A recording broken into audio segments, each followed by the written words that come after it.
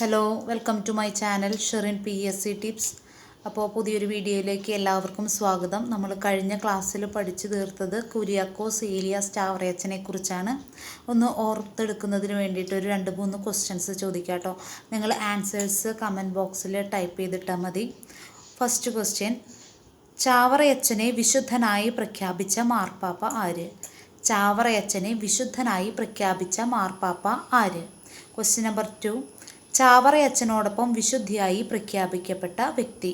ചാവറയച്ചനോടൊപ്പം വിശുദ്ധയായി പ്രഖ്യാപിക്കപ്പെട്ട വ്യക്തി. Question number 3, കേരളത്തിലെ ആദ്യ വികാരി ജനറൽ. കേരളത്തിലെ ആദ്യ വികാരി ജനറൽ. ക്വസ്റ്റ്യൻ നമ്പർ 4, CMI സഭ സ്ഥാപിച്ചത് എന്ന്. ചാവറയച്ചൻ CMI സഭ സ്ഥാപിച്ചത് എന്ന്. അപ്പോൾ ആൻസേഴ്സ് നിങ്ങൾ ടൈപ്പ് ചെയ്തിടുക. അപ്പോൾ നമ്മൾ ഇന്ന് പുതിയൊരു വ്യക്തിയെക്കുറിച്ചാണ് പഠിക്കാൻ പോകുന്നത്. നമ്മളിന്ന് പഠിക്കാൻ പോകുന്നത് അയ്യങ്കാളിയെക്കുറിച്ചാണ്. നമുക്ക് ക്ലാസ്സിലോട്ട് പോകാം. അയ്യങ്കാളി ജനിച്ചത് 1863 ഓഗസ്റ്റ് 28-നാണ്.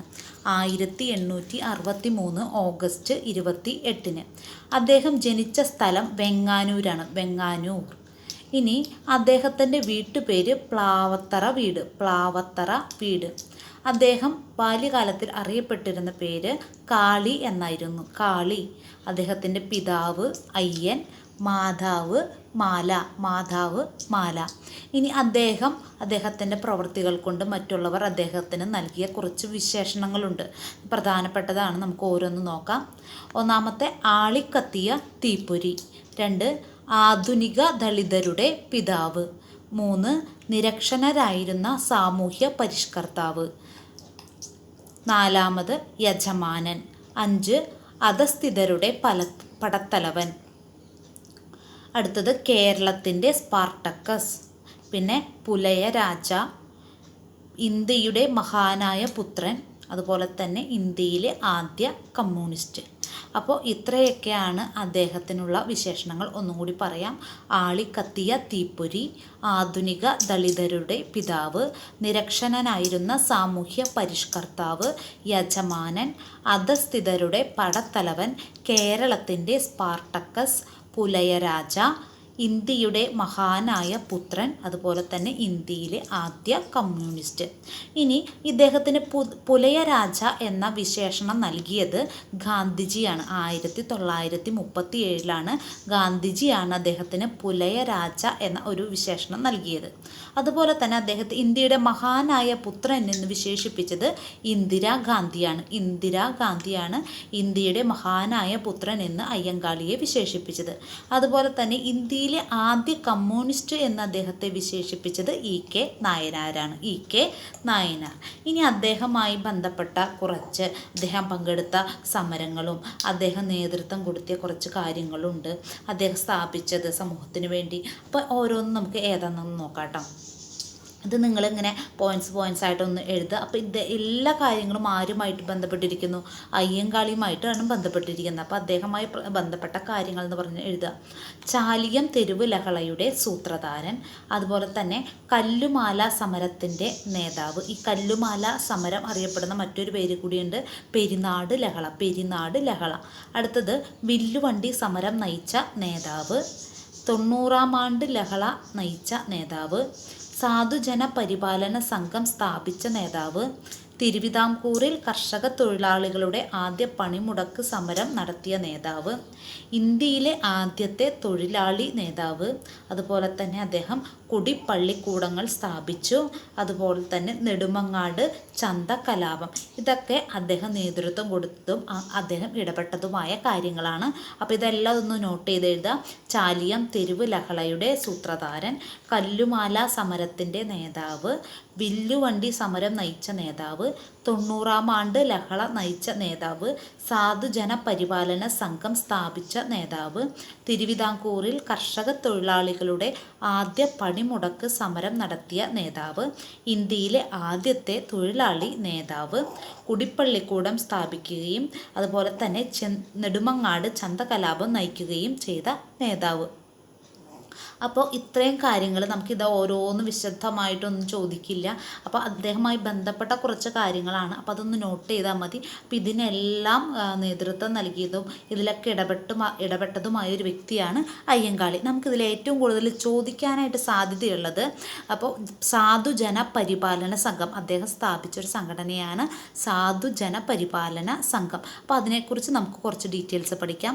സാധുജന പരിപാലന സംഘം സ്ഥാപിച്ചത് വെങ്ങാനൂരിലാണ്. സ്ഥാപിച്ച വർഷം 1907. സാധുജന പരിപാലന സംഘം സ്ഥാപിച്ചത് വെങ്ങാനൂരിലാണ്. വർഷം 1907. ഇത് സ്ഥാപിച്ചത് എന്തിനു വേണ്ടിയിട്ടാണെന്ന് വിചാരിച്ചാൽ താഴ്ന്ന ജാതിക്കാരുടെ ഉന്നമനത്തിന് വേണ്ടിയാണ് അദ്ദേഹം സാധുജന പരിപാലന സംഘം. ആ പേരിൽ നിന്ന് തന്നെ നമുക്ക് മനസ്സിലാവൂലേ, സാധുജനങ്ങളുടെ പരിപാലനത്തിന് വേണ്ടി സ്ഥാപിച്ച ഒരു സംഘമാണ് സാധുജന പരിപാലന സംഘം. അത് SNDPയുടെ ഒരു മാതൃക, SNDPനെ ഒന്ന് മാതൃകയാക്കിയിട്ടാണ് അയ്യങ്കാളി ഈ സാധുജന പരിപാലന സംഘം രൂപവൽക്കരിച്ചത്. ഈ സാധുജന പരിപാലന സംഘത്തിൻ്റെ മുഖപത്രമായിരുന്നു സാധുജന പരിപാലിനി. അതിൻ്റെ ഈ സാധുജന പരിപാലന പത്രത്തിൻ്റെ മുഖ്യ പത്രാധിപർ ചെമ്പന്തറ കാളിച്ചോതി കറുപ്പനാണ്. മുഖ്യ പത്രാധിപർ ആരായിരുന്നു? ചെമ്പന്തറ കാളിച്ചോതി കറുപ്പൻ. അതുപോലെ തന്നെ കേരളത്തിലെ ആദ്യ ദളിത് പത്രം കൂടിയാണ് സാധുജന പരിപാലിനി. കേരളത്തിലെ ആദ്യ ദളിത് പത്രമാണ് സാധുജന പരിപാലിനി. 1913 അദ്ദേഹം കൊച്ചി പുലയ സഭ സ്ഥാപിച്ചു. 1913 കൊച്ചി പുലയ സഭ സ്ഥാപിച്ചു. അദ്ദേഹം 1911 ശ്രീമൂലം പ്രജാസഭയിൽ അംഗമായി അദ്ദേഹത്തെ തെരഞ്ഞെടുത്തു. 1911 ശ്രീമൂലം പ്രജാസഭയിൽ അംഗമായിട്ട് അദ്ദേഹത്തെ തിരഞ്ഞെടുത്തു. ശ്രീമൂലം പ്രജാസഭയിൽ തുടർച്ചയായി 28 വർഷം അംഗമായിരുന്ന കേരളത്തിലെ നവോത്ഥാന നായകൻ കൂടിയായിരുന്നു അയ്യങ്കാളി. ഈ ശ്രീമൂലം പ്രജാസഭയിൽ തുടർച്ചയായി 28 വർഷം അംഗമായിരുന്ന കേരളത്തിലെ നവോത്ഥാന നായകനാണ് അയ്യങ്കാളി. 1936 ക്ഷേത്രപ്രവേശന വിളംബരത്തിന് ശേഷം ഹരിജനങ്ങളും മനുഷ്യരായി എന്ന് അദ്ദേഹം പറയുകയുണ്ടായി. അപ്പോൾ അദ്ദേഹം പറഞ്ഞ ഒരു കോട്ടിങ്ങാണ് ഹരിജനങ്ങളും മനുഷ്യരായി. അദ്ദേഹം അത് പറഞ്ഞത് അയ്യങ്കാളിയാണ്. 1936 ക്ഷേത്രപ്രവേശന വിളംബരത്തിന് ശേഷമാണ് അയ്യങ്കാളി ഇങ്ങനെയൊരു പ്രസ്താവന പറഞ്ഞത്. അയ്യങ്കാളിയുടെ പരിശ്രമത്തിന് ഒടുവിൽ 1914 പിന്നോക്ക ജാതിയിൽപ്പെട്ട വിദ്യാർത്ഥികൾക്ക് സർക്കാർ സ്കൂളിൽ പഠിക്കാൻ അനുവാദം നൽകിയ രാജാവാണ് ശ്രീമൂലം തിരുനാൾ. ഇത് PYQആണ് ചോദിക്കാറുണ്ട്. അയ്യങ്കാളിയുടെ പരിശ്രമത്തിന് ഒടുവിൽ 1914 പിന്നോക്ക ജാതിയിൽപ്പെട്ട വിദ്യാർത്ഥികൾക്ക് സർക്കാർ സ്കൂളിൽ പഠിക്കാൻ അനുവാദം നൽകിയ രാജാവ് ആരെന്ന് ചോദിക്കാറുണ്ട്. ശ്രീമൂലം തിരുനാൾ. ഇനി അയ്യങ്കാളി പറഞ്ഞിട്ടുള്ള പ്രധാന കോഡ്സ്, കുറച്ച് സെൻറ്റൻസുകൾ, പ്രശസ്തമായ സെൻറ്റൻസുകളുണ്ട്, അല്ലെങ്കിൽ കുറച്ച് സെൻറ്റൻസുകളുണ്ട്. അത് നമുക്ക് എന്താണെന്ന് നോക്കാം. ഒന്നാമത്തെ, ഞാനിതാ പുലയ ശിവനെ പ്രതിഷ്ഠിക്കുന്നു. അതുപോലെ തന്നെ രണ്ടാമത്തെയാണ് വിദ്യയിലൂടെ ഔന്നത്യം നേടുക. മൂന്നാമത്, വിദ്യ നേടുക സംഘടിക്കുക. നാലാമത്, അദ്ദേഹം പറഞ്ഞ ഒരു പ്രശസ്തമായ കോട്ടിങ്, അത് പലപ്പോഴും ചോദിക്കാറുള്ളത് അതിങ്ങനെയാണ്: ഞങ്ങളുടെ കുട്ടികളെ പഠിക്കാൻ അനുവദിച്ചില്ലെങ്കിൽ നിങ്ങളുടെ വയലുകളിൽ കളകൾ വളരും.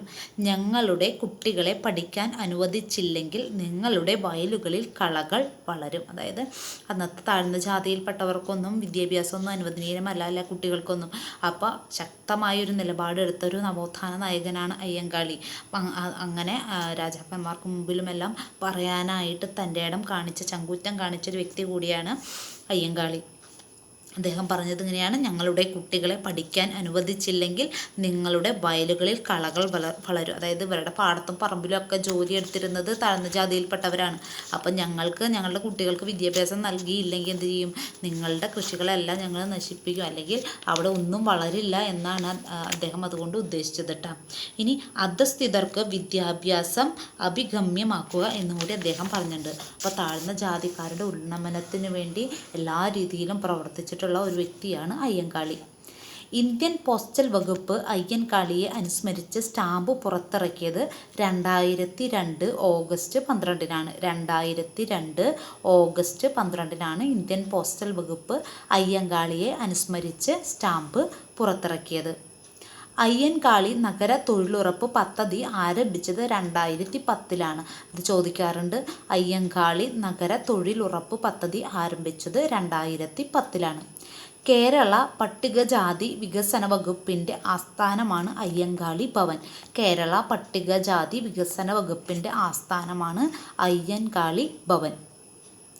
അയ്യൻകാളിയുടെ ശ്രമഫലമായി തിരുവനന്തപുരത്ത് പിന്നാക്കക്കാർക്ക് വേണ്ടി സ്ഥാപിച്ച ഹോസ്റ്റലിൽ താമസിച്ച് പഠിച്ച മുൻ ഇന്ത്യൻ രാഷ്ട്രപതിയാണ് KR നാരായണൻ. ഇത് ചോദിക്കാറുണ്ട്, PYQ-ആണ്. നോട്ട് ചെയ്യുക. അയ്യൻകാളിയുടെ ശ്രമഫലമായി തിരുവനന്തപുരത്ത് പിന്നാക്കക്കാർക്ക് വേണ്ടി സ്ഥാപിച്ച ഹോസ്റ്റലിൽ താമസിച്ച് പഠിച്ച മുൻ ഇന്ത്യൻ രാഷ്ട്രപതിയാണ് KR നാരായണൻ. അയ്യൻകാളി ചെയർ ആരംഭിച്ച യൂണിവേഴ്സിറ്റി കേന്ദ്ര യൂണിവേഴ്സിറ്റിയാണ്. അയ്യൻകാളി ചെയർ ആരംഭിച്ച യൂണിവേഴ്സിറ്റി കേന്ദ്ര യൂണിവേഴ്സിറ്റിയാണ്. അയ്യൻകാളി സ്മാരകം സ്ഥിതി ചെയ്യുന്നത് ചിത്രകൂടം. വെങ്ങാനൂരിലെ ചിത്രകൂടത്തിലാണ് അയ്യൻകാളി സ്മാരകം സ്ഥിതി ചെയ്യുന്നത്. അയ്യൻകാളിയുടെ ശവകുടീരം അറിയപ്പെടുന്നത് പാഞ്ചജന്യം എന്നാണ്. അയ്യൻകാളിയുടെ ശവകുടീരം അറിയപ്പെടുന്നത് പാഞ്ചജന്യം. അയ്യൻകാളിയുടെ പ്രതിമ തിരുവനന്തപുരത്ത് അനാച്ഛാദനം ചെയ്തത് ഇന്ദിരാഗാന്ധിയാണ്. അയ്യൻകാളിയുടെ പ്രതിമ തിരുവനന്തപുരത്ത് അനാച്ഛാദനം ചെയ്തത് ഇന്ദിരാഗാന്ധി. അയ്യൻകാളി പ്രതിമയുടെ ശില്പി ഇസ്ര ഡേവിഡാണ്. ഇസ്ര ഡേവിഡാണ് അയ്യൻകാളി പ്രതിമയുടെ ശില്പി. ഇസ്ര ഡേവിഡ്. സ്വന്തം പേരിന് മുൻപിൽ മഹാത്മാ എന്ന പദവി ഉയർത്തിയിരുന്ന നവോത്ഥാന നായകനാണ് അയ്യൻകാളി. സ്വന്തം പേരിന് മുൻപിൽ മഹാത്മാ എന്ന പദവി കൊടുത്തിരുന്ന നവോത്ഥാന നായകനാണ് അയ്യൻകാളി. അപ്പോൾ ഇത്രയാണ് അയ്യൻകാളിയെക്കുറിച്ച് നമുക്ക് പഠിക്കാനുള്ളത്. എല്ലാ പോയിൻറ്സും ഉൾക്കൊള്ളിച്ചിട്ടുണ്ട്. നമുക്ക് എക്സാമിന് ചോദിച്ചിട്ടുള്ള ഭാഗങ്ങളിൽ നിന്ന് എല്ലാം ഉൾപ്പെടുത്തി നമ്മൾ ഈ ക്ലാസ് കംപ്ലീറ്റ് ചെയ്തു. നമുക്കൊന്നും കൂടി സമ്മറൈസ് ചെയ്യാം. അദ്ദേഹം ജനിച്ചത് 1863 ഓഗസ്റ്റ് 28-നാണ്. വെങ്ങാനൂരാണ്. വീട്ടുപേര് പ്ലാവത്തറ വീട്. ബാല്യകാലത്ത് കാളി എന്ന പേരിൽ അറിയപ്പെട്ടു. അതുപോലെ തന്നെ അദ്ദേഹത്തിൻ്റെ വിശേഷണങ്ങൾ: ആളിക്കത്തിയ തീപ്പൊരി, ആധുനിക ദളിതരുടെ പിതാവ്, നിരക്ഷരനായിരുന്ന സാമൂഹ്യ പരിഷ്കർത്താവ്, അധസ്ഥിതരുടെ പടത്തലവൻ, കേരളത്തിൻ്റെ സ്പാർട്ടക്കസ്, പുലയ രാജ, ഇന്ത്യയുടെ മഹാനായ പുത്രൻ, ഇന്ത്യയിലെ ആദ്യ കമ്മ്യൂണിസ്റ്റ്. അദ്ദേഹത്തെ ഇന്ത്യയിലെ ആദ്യ കമ്മ്യൂണിസ്റ്റ് എന്ന് വിശേഷിപ്പിച്ചത് EK നായനാരാണ്.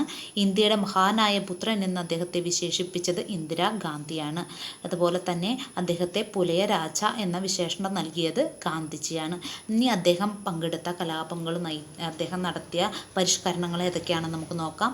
അദ്ദേഹം ചാലിയം തെരുവ് ലഹളയുടെ സൂത്രധാരനായിരുന്നു. കല്ലുമാല സമരത്തിൻ്റെ നേതാവായിരുന്നു. വില്ലുവണ്ടി സമരം നയിച്ച നേതാവ്.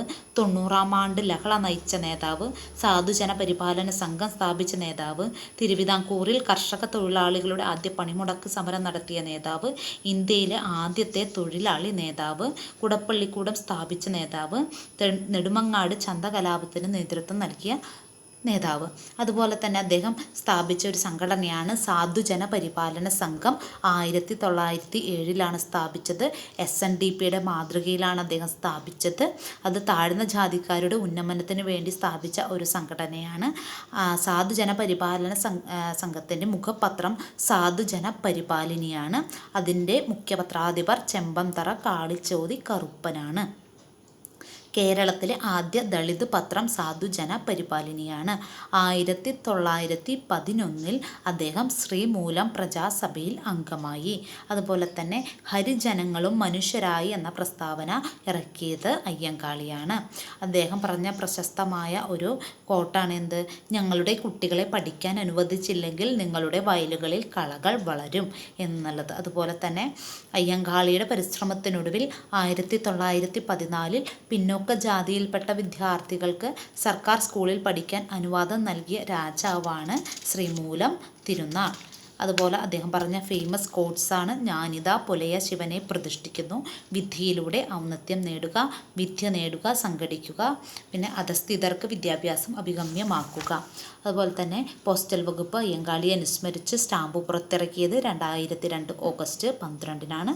അയ്യങ്കാളി നഗര തൊഴിലുറപ്പ് പദ്ധതി ആരംഭിച്ചത് 2010-ലാണ്. കേരള പട്ടികജാതി വികസന വകുപ്പിൻ്റെ ആസ്ഥാനം അയ്യങ്കാളി ഭവനാണ്. അയ്യങ്കാളി ചെയർ ആരംഭിച്ച യൂണിവേഴ്സിറ്റി കേന്ദ്ര യൂണിവേഴ്സിറ്റിയാണ്. അയ്യങ്കാളി സ്മാരകം സ്ഥിതി ചെയ്യുന്നത് ചിത്രകൂടം. അദ്ദേഹത്തിൻ്റെ ശവകുടീരം അറിയപ്പെടുന്നത് പാഞ്ചജന്യം എന്നാണ്. അയ്യങ്കാളി പ്രതിമയുടെ ശില്പി ഇസ്ര ഡേവിഡാണ്. സ്വന്തം പേരിന് മുൻപിൽ മഹാത്മാ എന്ന പദവി ഉയർത്തിയിരുന്ന നവോത്ഥാന നായകനാണ് അയ്യങ്കാളി. അപ്പം നമ്മൾ ഇത്രയാണ് അയ്യങ്കാളിയെക്കുറിച്ച് എല്ലാ പോയിൻറ്സും കവർ ചെയ്തിട്ടുണ്ട്. അപ്പോൾ എല്ലാവരും കേട്ട് നന്നായി പഠിക്കുക. ആദ്യമായിട്ട് ചാനൽ കാണുന്നവർ ചാനൽ സബ്സ്ക്രൈബ് ചെയ്യാനും മുകളിലെ ബെല്ലൈക്കൺ എനേബിൾ ചെയ്യാനും അതിലെ ഓൾ എന്ന ഓപ്ഷൻ കൊടുക്കാനും മറക്കരുത്.